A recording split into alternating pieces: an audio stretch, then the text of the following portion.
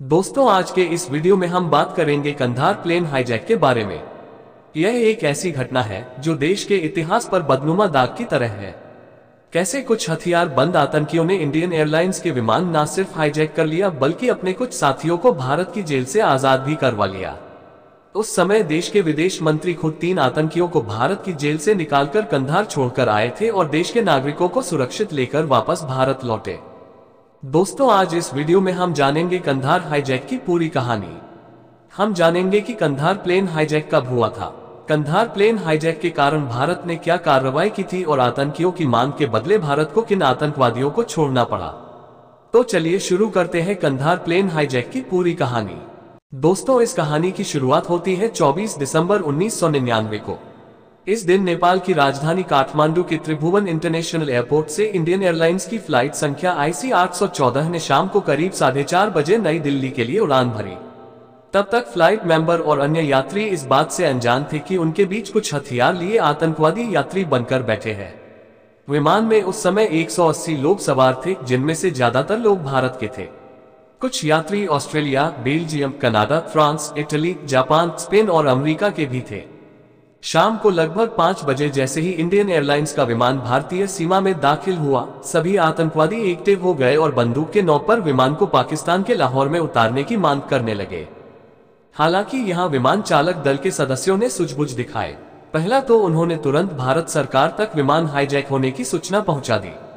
दूसरा ये कि उन्होंने आतंकियों से झूठ बोल दिया कि विमान में इतना फ्यूल नहीं है कि इसे पाकिस्तान तक ले जाया जा सके, ये सिर्फ नई दिल्ली या अमृतसर तक जा सकता है। ऐसे में आतंकवादी विमान को अमृतसर लैंड करवाने के लिए मान गए। इसके अलावा चालक दल ने प्लेन की रफ्तार को कम कर दिया ताकि विमान को अमृतसर पहुंचने में समय लगे, ताकि भारत सरकार को कोई फैसला लेने में थोड़ा और समय मिल सके। शाम के करीब 6 बजे विमान अमृतसर एयरपोर्ट पर उतरा। उस समय भारत सरकार के पास मौका था कि वह कोई कार्रवाई करे, लेकिन विमान में बैठे नागरिकों की सुरक्षा को देखते हुए वह तत्काल कोई फैसला नहीं ले पाए और आतंकी विमान को अमृतसर से पाकिस्तान के लाहौर ले गए। लाहौर से दुबई होते हुए विमान अगले दिन सुबह अफगानिस्तान के कंधार में उतरा। उस समय अफगानिस्तान में तालिबान का राज था और कंधार पर भी उसकी ही हुकूमत थी। कंधार आने से पहले ही आतंकवादियों ने प्लेन में सवार भारतीय नागरिक रूपन कात्याल को चाकू से वार करके मार दिया। इसके अलावा दुबई में ईंधन भरवाते समय 27 यात्रियों को रिहा कर दिया, जिसमें महिलाएं और बच्चे थे। दूसरी तरफ भारत में इस घटना को लेकर हड़कंप मच गया। विमान में बैठे यात्रियों के परिजन भारत सरकार पर उनकी सुरक्षित वापसी को लेकर दबाव बनाने लगे। सरकार पर मीडिया का भी दबाव बढ़ने लगा। वही आतंकियों ने भारत सरकार के सामने 36 चरमपंथी साथियों की रिहाई, 20 करोड़ अमेरिकी डॉलर और एक कश्मीरी अलगाववादी के शव को सौंपे जाने की मांग की। हालांकि तालिबान के कहने पर आतंकियों ने पैसों और शव की डिमांड छोड़ दी, लेकिन आतंकी अपने साथियों की रिहाई पर अड़े रहे। अब भारत सरकार और आतंकियों के बीच बातचीत होने लगी। वहीं दूसरी तरफ तालिबान ने भारत सरकार और आतंकियों दोनों को ही जल्द समझौता करने के लिए चेतावनी दे दी। भारत सरकार चाहती तो कंधार में भी सैन्य ऑपरेशन कर सकती थी, लेकिन तालिबान ने यह कहते हुए इसकी इजाजत देने से मना कर दिया था कि कंधार में कोई खून खराबा नहीं होगा। दूसरी तरफ तालिबान ने आतंकवादियों से भी कह दिया था कि जल्दी कोई समझौता नहीं हुआ या कोई खून खराबा हुआ तो हम विमान पर हमला बोल देंगे। ऐसे में आतंकियों पर जल्द समझौता करने का दबाव बढ़ने लगा। आखिरकार 8 दिन की बातचीत के बाद 31 दिसंबर को भारत सरकार और आतंकवादियों के बीच समझौता हुआ।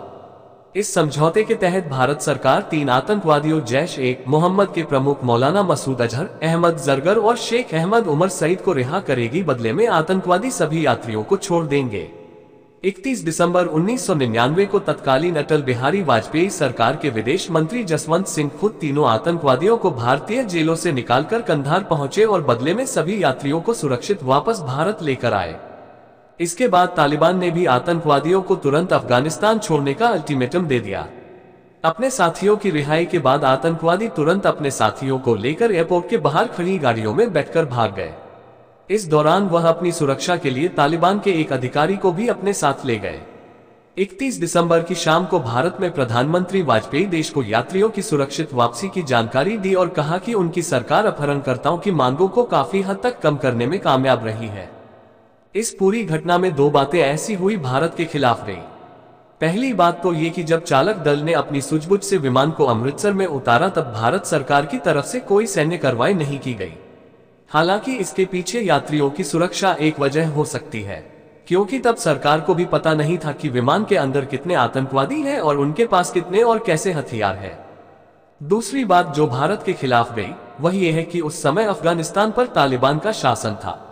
अगर उस समय अफगानिस्तान में कोई लोकतांत्रिक सरकार होती थी, शायद भारत सरकार थोड़ी मजबूत स्थिति में होती और सैन्य कार्रवाई की इजाजत भी मिल गई होती।